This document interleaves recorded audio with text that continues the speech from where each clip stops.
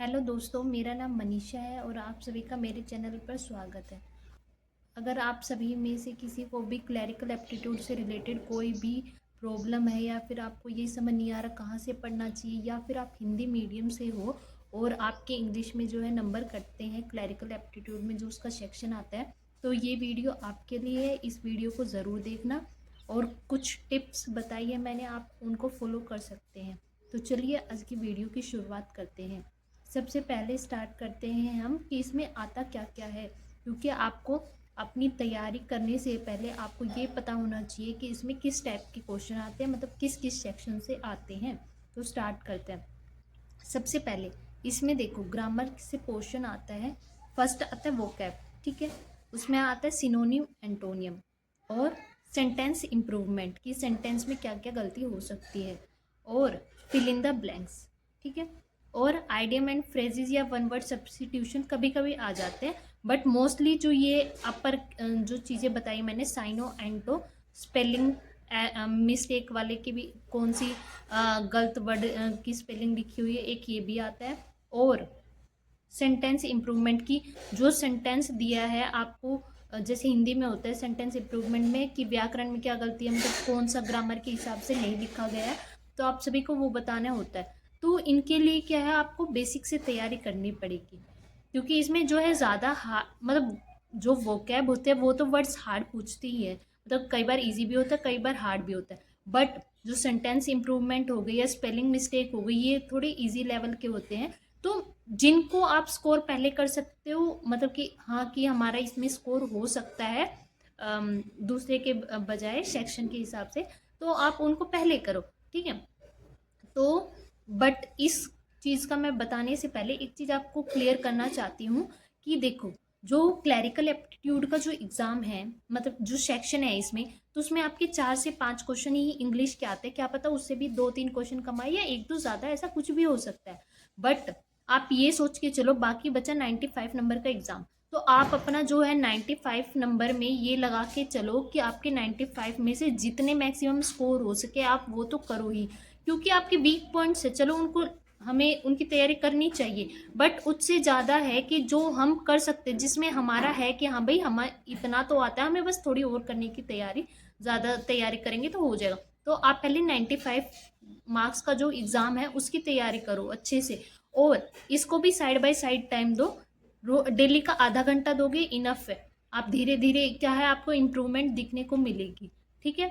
तो आप इसके लिए क्या कर सकते हो, सबसे पहले आप क्या है रोज 10 वर्ड याद करो, बेसिक से स्टार्ट करो, छोटे छोटे जो सिंपल इंग्लिश के वर्ड्स होते हैं, जैसे रिफ्यूज़ मना करना, तो इसी का जो रिफ्यूज़ मना करना, तो इसका मतलब क्या होता है, जो साइनो हो गया, मतलब एक जैसा पर्यायवाची बोलते हैं साइनो को, हिंदी में जो है पर्यायवाची बोलते हैं। तो रिफ्यूज़ का मतलब होता है मना करना, तो ऐसे ही रिफ्यूज़ की जगह हम एक और पर्यायवाची इंग्लिश में क्या बोल सकते हैं, डिनाई, ठीक है। तो ये हो गया इसका साइनो, ठीक है। और अब हम इसका विलोम शब्द यानी कि एंटोनियम वो याद करेंगे। इसका एंटोनियम क्या होगा, एक्सेप्ट, कि स्वीकार करना। तो आप पहले जैसे एक वर्ड लिया, उसको हिंदी देखो, फिर उसका साइनो देखो कि पर्यायवाची क्या है, फिर उसका एंटोनियम देखो कि विलोम शब्द क्या है। तो ऐसे आपके एक वर्ड से आपके क्या है साइनो एंटो दोनों तैयार हो जाएंगे। तो आप क्या करो, ऐसे डेली 10 वर्ड लेके चलो, बेसिक वर्ड्स, ये नहीं कहती मैं हार्ड लेके चलो, आप इतने ज़्यादा हार्ड आएंगे भी नहीं। आप क्या है पहले बेसिक से स्टार्ट करो, थोड़ा थोड़ा अपना लेवल इंक्रीज करो, और इसके बाद मैं आपको 1-2 यूट्यूब चैनल के भी बता दूंगी नाम, जिसमें से आप कर सकते हो। बट पहले सुन लीजिए कि कैसे क्या कर सकते हो आप। तो आप डेली की क्या है जो 10 वर्ड याद करो, आप 10-10 याद करोगे। जैसे आज आपने 10 की, तो कल जो नेक्स्ट 10 करने वाले हो उनसे पहले आप क्या है जो आपने किए थे उनको याद करो। उनको आप लिख भी सकते हो, एक शॉर्ट नोट बना के लिख भी सकते हो, उनके साइनो एंटो और हिंदी में, ठीक है, कि हिंदी में इनका ये मीनिंग होता है। तो आप नेक्स्ट डे इनको रिवाइज करो, फिर नेक्स्ट करो, ऐसे आपके क्या है काफ़ी वर्ड्स हो जाएंगे। और नेक्स्ट है स्पेलिंग। आप क्या करो, ये जब वर्ड लिख रहे हो तो इनकी स्पेलिंग भी याद करो। क्या पता स्पेलिंग जब मिस्टेक आती है कि आपको बताना है कि कौन से की स्पेलिंग सही है या गलत है, क्या पता इन्हीं में से कोई वर्ड आ जाए, ठीक है। तो आप इनकी स्पेलिंग भी याद करो, और वैसे आप कहीं से भी कुछ भी पढ़ रहे हो तो स्पेलिंग का तो अलग ही रखो, उसमें क्या होता है कुछ भी आ जाता है वर्ड, तो आप क्या है जो पढ़ रहे हो इंग्लिश का, मान लो कहीं से भी कुछ भी कर रहे हो ना, तो आप क्या है उनकी साथ साथ वर्ड्स की स्पेलिंग भी याद करते रहो, ताकि आपकी क्या है माइंड में क्लियर रहे कि हाँ भाई इसकी स्पेलिंग होती है, तो आपको करते टाइम कोई दिक्कत ना आए। इसको आपको अलग टाइम देने की ज़रूरत नहीं है। बट साइनो एंटो को आप दीजिए, डेली के 10 वर्ड कीजिए, आपकी पक्का इंप्रूवमेंट कुछ ना कुछ दिखेगी आपको। और बात करते हैं आप सेंटेंस इंप्रूवमेंट। तो सेंटेंस इंप्रूवमेंट में क्या होता है कि किस सेंटेंस में अशुद्धि है, मतलब बीच में कहाँ पे गलती है। तो इसके लिए आपको क्या है 60 ग्रामर रूल्स की वीडियो होती है, जो 60 ग्रामर रूल्स के नाम से भी काफ़ी फेमस है, जो इंग्लिश ग्रामर्स की वीडियो होते हैं, आप यूट्यूब पे डालोगे आ जाएगी सीधे। बट आप क्या करते हैं बेसिक रूल जो होते हैं इंग्लिश ग्रामर के, कि प्लूरल वर्ब कहाँ लगेगी, सिंगुलर वर्ब कहाँ लगेगी, और ये जो प्रोनाउन होते हैं ही शी इट दे, ये किस किस के लिए लगते हैं। तो आप सिंपली बेसिक स्टार्ट करो, बेसिक कर लो बस, इसके अलावा कुछ मत करो आप।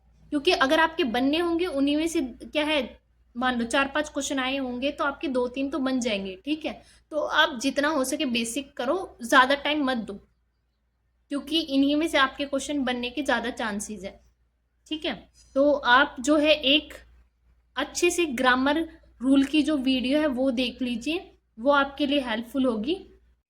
तो फिल इन द ब्लैंक्स का जो क्वेश्चंस आते हैं उनके लिए क्या करो, आप क्विज़ेस ट्राई करो, 5 क्वेश्चन की या 10 क्वेश्चन की। आपको क्या है चैप्टर वाइज भी मिल जाएगी। आप अगर टेक्स्ट बुक पे देखोगे, जिन्होंने भी टेक्स्ट बुक का पास प्रो ले रखा है, तो आप वहाँ से करो, आपके लिए हेल्पफुल होगा। और तो रिंकू सर जो है इंग्लिश के प्रैक्टिस सेट लेते हैं, आपको यूट्यूब पे मिल जाएंगे उनकी प्रैक्टिस सेट, आप वो प्रैक्टिस सेट भी ले सकते हो। बस उसमें से आपको जो ये पोर्शन मैंने बताए हैं आप वो सॉल्व करो, आपको कंप्रिहेंशन या फिर एक्स्ट्रा कुछ करने की ज़रूरत नहीं है। आप सिर्फ ये जो पोर्शन के क्वेश्चन है आप इनको सॉल्व करो, ट्राई करो, या फिर टेक्स्ट बुक पे भी कर सकते हो क्विज़ेस के टाइप में। और सेकंड है जो मेरे को पर्सनली पसंद है एज अ कि ग्रामर रूल्स या फिर वोकैब, विपिन भाटी सर जो है वोकैब में स्पेशलिस्ट है, बहुत अच्छा जो है वोकैब पढ़ाते हैं, और बिल्कुल हिंदी से मतलब आपको बेसिक से पढ़ाएंगे। जो भी हिंदी मीडियम के बच्चे हैं उनके लिए काफ़ी हेल्पफुल रहेगी। तो आप विपिन भाटी सर को फॉलो कर सकते हो। अभी क्या है वो यूट्यूब पे एसएससी का नायक बैच जो होता है फ्री में, तो उस पर ओनली वो वोकैब कराते हैं। तो आप वो वोकैब की क्या है कुछ वीडियो देख लो थोड़ी बहुत, ताकि आपका बेसिक क्लियर हो जाए, बस ज़्यादा नहीं देखो, थोड़ी बहुत देख लो। आपको उससे क्या कुछ ना कुछ हेल्पफुल आपको लगेगा कि हाँ भाई हमने कुछ पढ़ा है। बट आपको उसका फ़र्क तभी दिखेगा जब आप उसका टाइम टू टाइम रिवीजन करेंगे। तो उसका रिवीजन आप साथ साथ करते रहना, ये नहीं कि आज पढ़ा है कल करेंगे रिवीजन, ऐसे नहीं है। आप साथ साथ उसका रिवीजन करो तभी आपको फ़ायदा दिखे। और जो इंग्लिश ग्रामर रूल के लिए मैंने बोला था, एक तो आप संजीव ठाकुर सर के जो है ग्रामर रूल्स की वीडियो देख सकते हो। और लास्ट में जो है आपके कंप्यूटर से रिलेटेड काफ़ी क्वेश्चंस आते रहते हैं कि आपने कंप्यूटर कहाँ से किया है।